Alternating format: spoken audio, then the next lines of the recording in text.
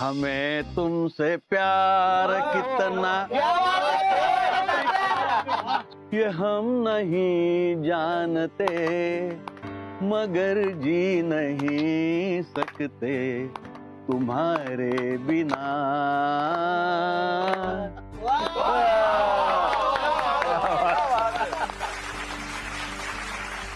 सिद्धार्थ, अदिती, हाच तुम्हाला एकमेकांची साथ सोडावीच लागणार।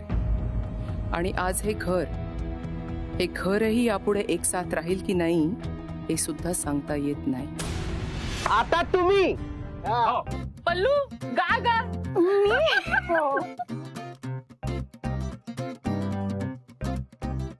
सांग कधी कळणार तुला भाव माझ्या मनातला, सांग कधी कळणार तुला भाव माझ्या मनातला, रंग कधी कळणार तुला लाजणाऱ्या फुलातला।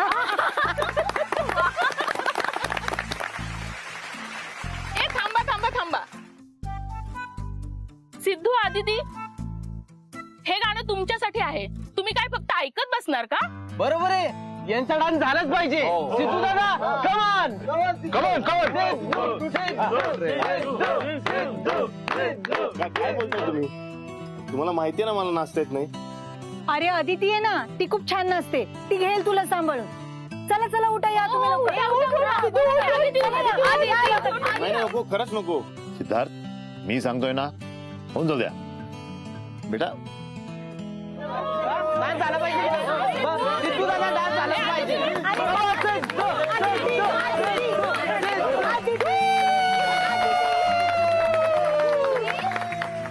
3, 2, 1 स्टार्ट। स्वर्ग हा नवा वाटतो हवा, साथ ही तुझी जणू उन्हात चांदवा। स्वर्ग हा नवा वाटतो हवा, साथ ही तुझी जणू उन्हात चांदवा। ऐक साजणी या खुळ्या क्षणी, वेड लावितो जीवा तुझाच गोडवा। स्वर्ग हा नवा।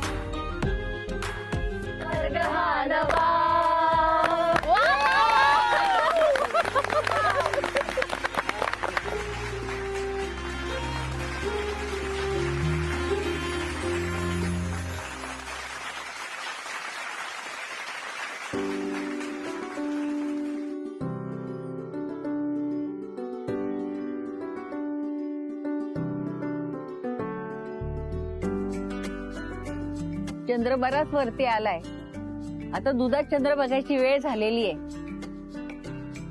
तुम्हाला सगळ्यांना तर माहीतच आहे, पण आदितीचे आई बाबा यांच्यासाठी परत सांगते। ही सगळी मांडणी केली आहे ना, यात मसाल्याचं दूध आहे, त्यामध्ये चंद्र दिसतोय। नवरा बायकोने एकत्र यायचं आणि चंद्र बघायचा, एकमेकांवरचं प्रेम व्यक्त करायचं। आज पूजा जरी लक्ष्मी मातेची असली तरी घरातली स्त्री सुद्धा एक लक्ष्मीच असते। ती आज आनंदी असली पाहिजे, नवऱ्याने तिचं मन जपलं पाहिजे। आदिती, तू आणि सिद्धूने चंद्र बघायचं बर का? लग्न ठरलेल्या जोडप्यांसाठी हा कार्यक्रम खास असतो। सिद्धू, ही तुमची पहिली कोजागिरी आहे, याच्यानंतरही कोजागिरी होईल, पण तुमची ही पहिली कोजागिरी कायम लक्षात राहील। चला कार्यक्रम सुरू करूया. पहिलं कोण येत आहे?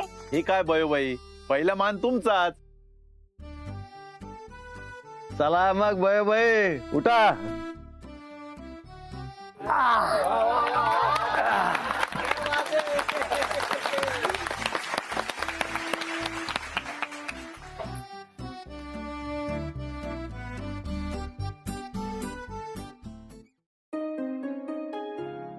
माझी इच्छा मी बयोबाईला सांगितली आहे, पण तुम्हा सगळ्यांसमोर परत एकदा सांगतो. मी इतका सुखाचा संसार केला हिच्यासोबत की आता कुठली खंत नाही, तक्रार नाही. आता फक्त माझी एवढीच इच्छा आहे की रोमिओ जुलिएट, हीर रांझा, सोनी महिवाल यांच्या नंतर तात्या बयो असं नाव घेतलं गेलं पाहिजे.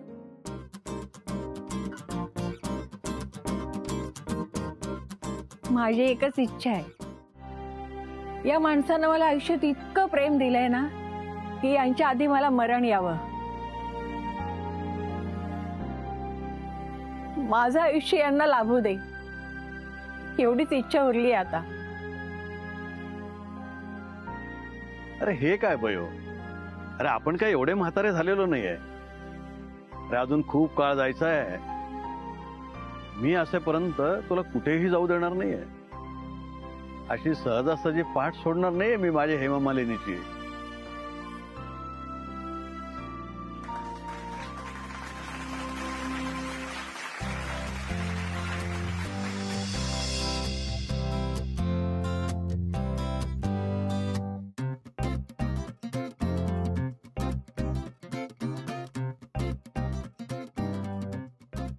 मला हिच्याबद्दल काय वाटतं बयोबाई सांगू का?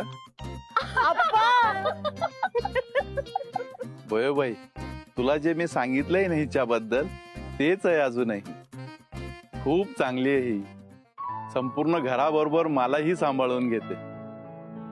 खरंच कसलीच तक्रार नाहीये. फक्त टेन्शन घेणं कमी करावं. अख्ख्या घराचं टेन्शन घेते, पण हिला टेन्शन मध्ये बघून मला टेन्शन येतं. अहो, घरात काय झालं तर टेन्शन येणारच ना. मला सगळ्यात जास्त टेन्शन येतं ते सिद्धूचं. एकटा असतो ना. माझी एवढीच एक इच्छा आहे की सिद्धूचं सगळं चांगलं होते. अगं लेकाबद्दल नाही, नवऱ्याबद्दल बोल.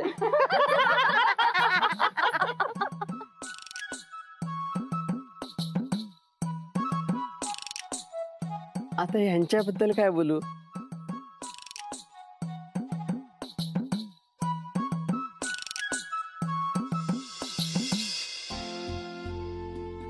नाही, आधी तू कमी. तुम्ही बोला. तशी तू खूप चांगली आहे. फक्त ऐश्वर्याच्या डोळ्यातली माया तुझ्यात दिसू दे. अगं ताई, म्हैस बोलतोय तुला. म्हणू द्या हो, मी या घरात खूप सुखी आहे.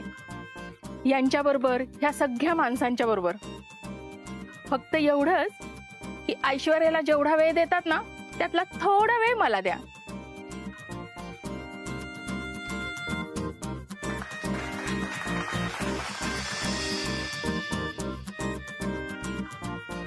मी इथे आलो ना की नेहमी आमच्या घटस्फोटाचा विषय चालू असतो. आमचं खूप प्रेम आहे हो. आम्ही घटस्फोट नाही घेणार. आम्हाला माहितीये. अहो, पण ते घटस्फोटाचं तुमच्याबद्दल नव्हतं चाललेलं.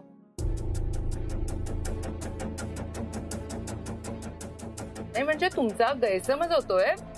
गैरसमज तर इतरांचा होतोय.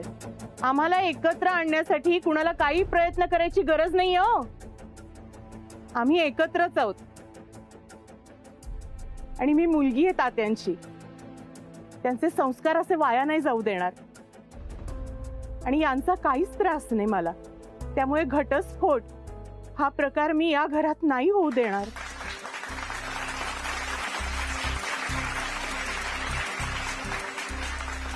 वा, छान बोलीस रत्ना. अरे घटस्फोट हा शब्द या घरात नकोच.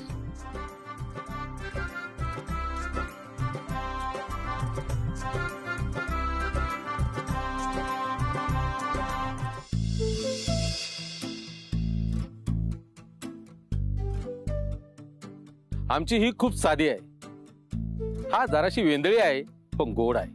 माझी काही इच्छा नाही, फक्त भीती एकाच गोष्टीची की कधीतरी मला तर नाही ना विसरणार. हो, मध्येच रात्री उठायची आणि मला विचारायची, हो तुम्ही कोण, माझ्या खोलीत कशी शिरलात?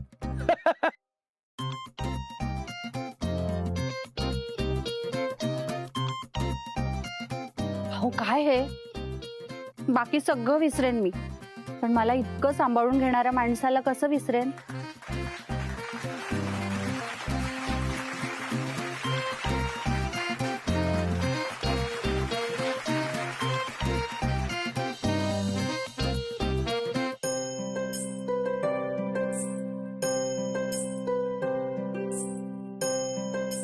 माझी कधीपासूनची फक्त एकच इच्छा आहे की तू ग्रॅज्युएट हो, तुझं शिक्षण पूर्ण कर. माझी पण एकच इच्छा आहे, आपल्या दोघात आता तिसरा येऊ दे. आधी ग्रॅज्युएशन, आधी बाळ, नाही आधी ग्रॅज्युएशन, आधी बाळ, आधी ग्रॅज्युएशन. अरे बाळा, प्रेम व्यक्त करायचंय, भांडायचं नाही. एक काम करा दोघांनी, दोन्ही इच्छा मनावर घ्या आणि आम्हाला पेढे द्या.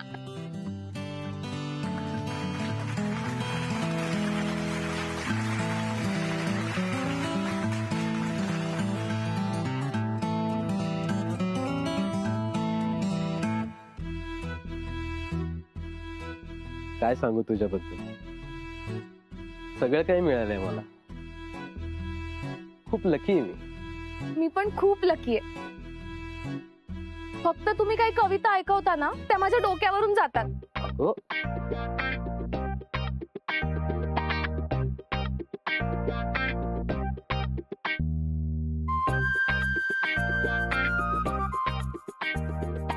चला पाहुणे, आता तुम्ही.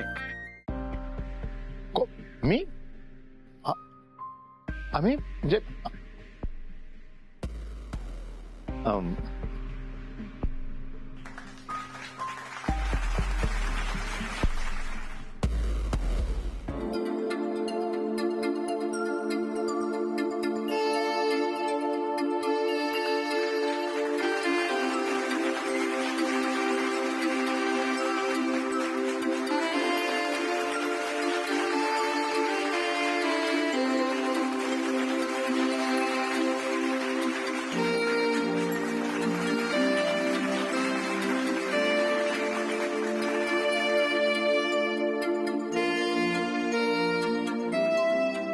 मिलिंदराव, तुमच्या मंडळीबद्दल बोला काहीतरी.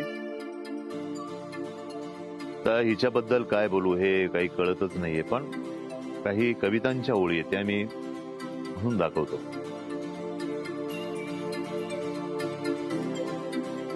बोला बोला. प्रेम म्हणजे प्रेम म्हणजे प्रेम असतं. प्रेम म्हणजे प्रेम म्हणजे प्रेम असतं. तुमचं आणि आमचं अगदी सेम असतं. प्रेम कधी रुसणं असतं, डोळ्यांनी हसणं असतं. प्रेम कधी भांडतं सुद्धा, दोन ओळींची चिठ्ठी सुद्धा प्रेम असतं. घट्ट घट्ट मिठी सुद्धा प्रेम असतं. प्रेम म्हणजे प्रेम म्हणजे प्रेम असतं. तुमचं आणि आमचं सेम असतं.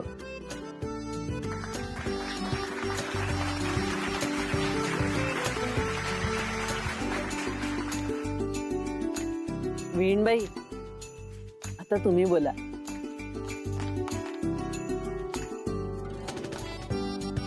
माझ्या नवऱ्याबद्दल मी काय बोलू, माझं खूप प्रेम आहे त्याच्यावर. खूप भयंकर एक्सपिरियन्सेस मधून गेल्यानंतर मला असा माणूस भेटलाय. आज तो आहे म्हणून मी आहे. त्याचं माझ्यावर खूप प्रेम आहे. माझ्या कठीण काळातही त्याने मला खूप साथ दिली आहे. इनफॅक्ट बिझनेस ग्रो करायलाही त्यानेच मला मोटिवेट केलंय. बरं झालं तू माझ्या आयुष्यात आलास. I love you Raghav. Raghav.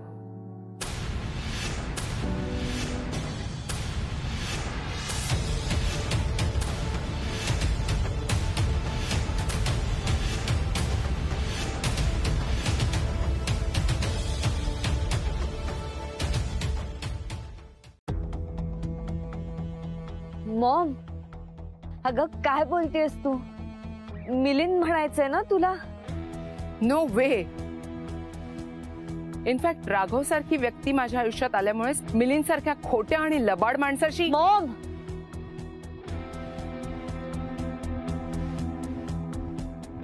मग काय बोलतेस तू? अगं हो, इथे चंद्र बघून आपल्या नवऱ्याबद्दल बोलायचं होतं ना, पण मिलिंद माझा नवरा नाहीये.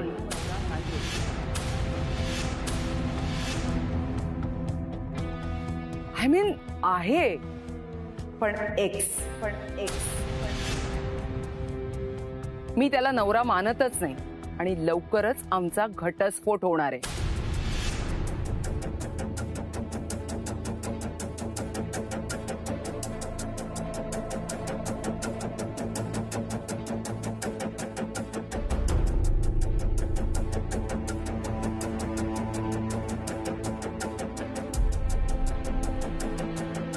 प्रचंड राग येतो मला या माणसाचा. मग राघव? ओ, आम्ही जेव्हा पहिल्यांदा तुमच्याकडे आलो होतो तेव्हा मित्र म्हणून ज्यांची ओळख करून दिली ना, तो राघव. त्याच्याशी मी लग्न करणार आहे आणि हा मिलिंद त्या अलविराशी लग्न करणार आहे.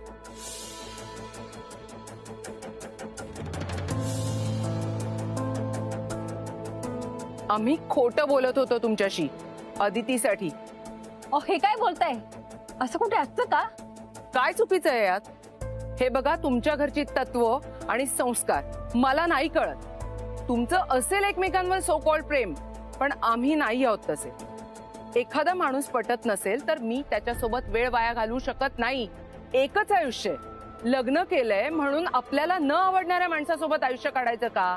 माझं आयुष्य मला आनंदाने जगण्याचा अधिकार आहे आणि या माणसामध्ये मला माझा आनंद दिसत नाही. अदितीसाठी आम्ही इतके दिवस एकत्र राहिलो, पण आता ती मोठी झालीये, त्यामुळे आम्ही लवकरच घटस्फोट घेणार आहोत. मी आता फार काळ या माणसाला टॉलरेट नाही करू शकत. आय जस्ट हेट हिम. अरे मला सुद्धा इंटरेस्ट नाहीये तुझ्या सोबत राहण्यात. आणि हे जे काही केलं ना मी, ते आदितीसाठी. आणि जी कविता म्हटली ना मी, आदितीला बरं वाटावं म्हणून. मूर्ख आहेस तू महालक्ष्मी. अरे जे मनात नाहीये तसं वागायचंच कशाला? खोटा आहेस तू. कशाला फसवायचं या माणसांना? यांच्या घरात एकही घटस्फोट झालेला नाहीये. तात्यांना आवडणार नाही. आणि ज्या मुलीचे आई वडील वेगळे होणार आहेत तिला ते आपल्या घरातली सून म्हणून कसं स्वीकारतील? या भीतीने कुडत राहायचं का आपण? अरे नका करून घेऊ सून आमच्या मुलीला. चालेल मला. उलट तुमच्या घरातला पहिला घटस्फोट मी वाचवलाय. उद्या आम्ही तुमचे व्याही झालो असतो तर तुमच्या कुटुंबाचाच एक भाग झालो असतो ना. सो तुम्ही आम्हाला थँक्यू म्हणायला हवंय. मॉम थांब.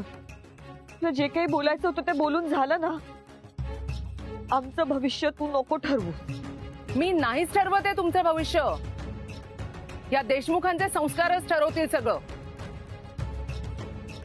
कारण त्यांना घरात घटस्फोट हा शब्दही उच्चारलेला चालत नाही आणि आम्ही घेतोय घटस्फोट. आता कळलं का रत्नाक्का? ते सगळे प्रयत्न आमच्यासाठी होते. एखादं कपल कुठल्या परिस्थितीतून जातंय हे माहित न करून घेता आपण सगळं जुळवून आणू हे ठरवणार तुम्ही? अरे सगळे काउन्सिलर काय मूर्ख आहेत का? त्यांनाही नाही जमलेलं आम्हाला दोघांना एकत्र आणणं.